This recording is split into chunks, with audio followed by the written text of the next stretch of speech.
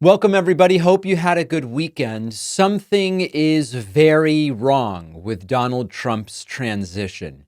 And often the question when it comes to these failed administrations, the question ends up being, is it malicious intent or merely laziness and incompetence?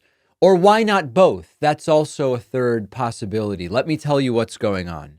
First of all, before we even get into all of the things that Trump's transition team is not doing, Trump is refusing to disclose who is actually funding this transition to begin with. Peter Wade from Rolling Stone has a report on this and points out that not only is Trump the first president-elect not to sign an ethics agreement, which would set fundraising limits and transparency, we'll talk about that in a moment, we also don't have any idea who is donating money, funding the transition, and thus it makes it more difficult to even know where to look for the corruption, nepotism, quid pro quos, you scratch my back, I scratch yours.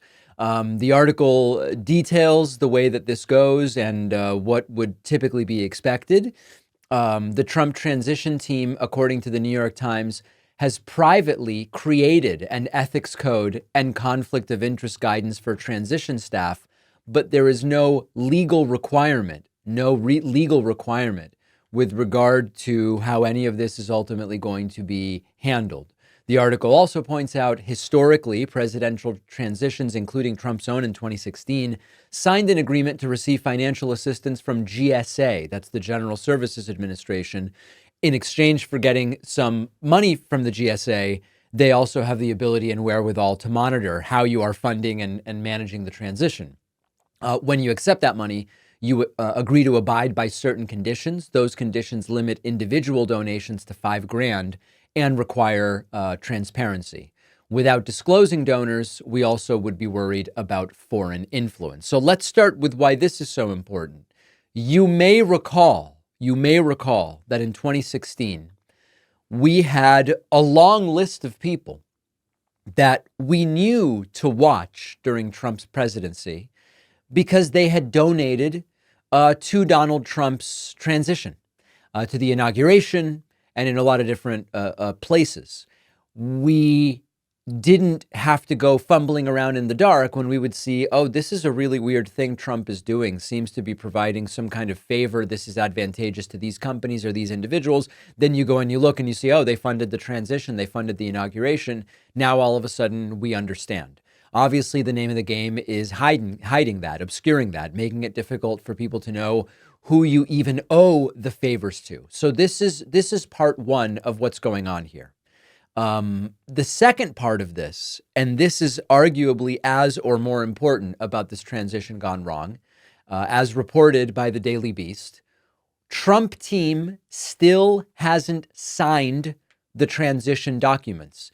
In order to formally, you know how every normal president, including Joe Biden, said we're going to have a peaceful transfer of power. You can count on our full cooperation. Trump didn't do that in 2020. Trump didn't invite President-elect Biden to the White House. Trump didn't foment or support that peaceful transfer of power. Biden is doing it. That's what most presidents have done.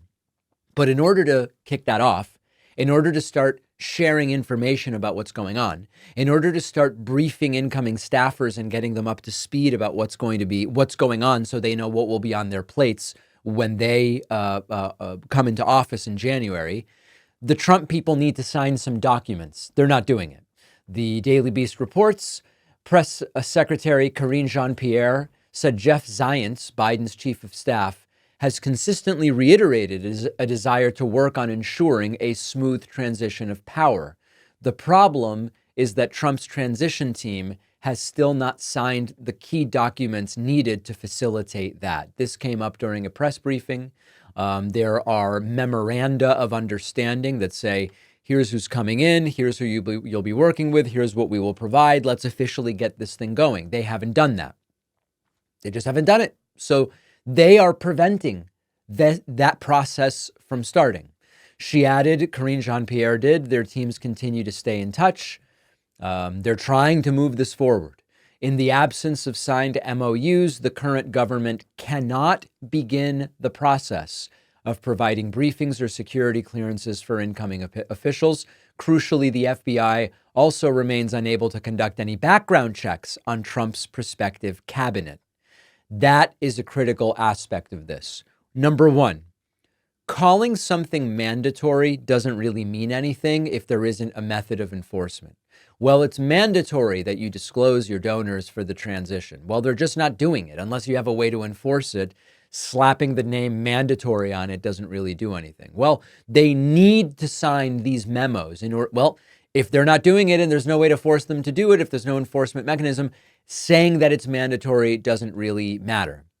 The other aspect to this that's you're probably already thinking of, we know that Donald Trump is nominating to his cabinet some problematic people, problematic for national security, certainly problematic in terms of will they do anything to help the average American person? We'll talk about that in the next segment. It would stand to reason that if you suspect some of these folks would have trouble passing an FBI background check, you just prevent the FBI background check from even happening. There would be precedent for this from Trump, where Trump had people that he just said, give them the classified info, even though they had not passed an FBI background check. They did it in the first term, and it seems clear that they're going to do it again. This is another example that pushes back against these people who go, oh, it's alarmism. You know, all these people worried about this and worried about that. Trump's not going to do anything crazy. There's really no concerns here. Well, everything we have is pointing to he's going to do more of the same sort of thing that we saw in that first term. In the first term, there was a little bit of sharing classified information with people who couldn't actually pass an FBI background check.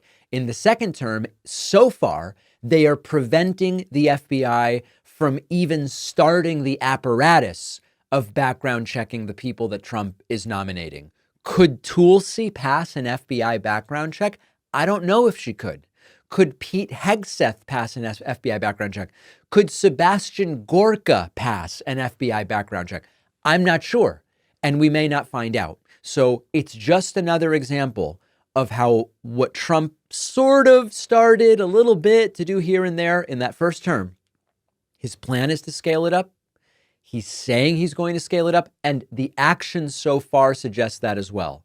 A little bit of no background check stuff in the first term, a lot of no background check stuff in the second term. That's where things are headed, and something here is what's happening with the transition so far. We're months from the start of the presidency, 7 weeks, something like that.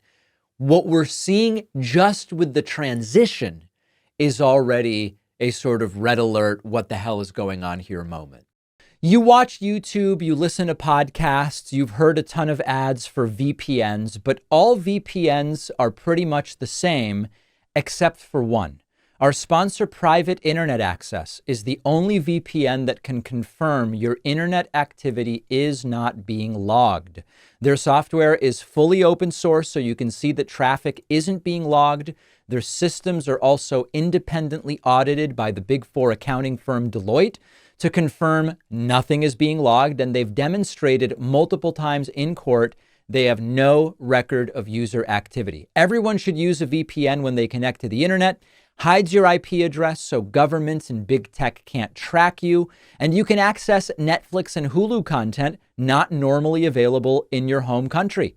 Private Internet Access has servers in 91 different countries and all 50 US states. You can protect all of your devices with just a single account, and Private Internet Access is giving my audience 83% off. Comes out to just $203 a month plus 4 extra months for free.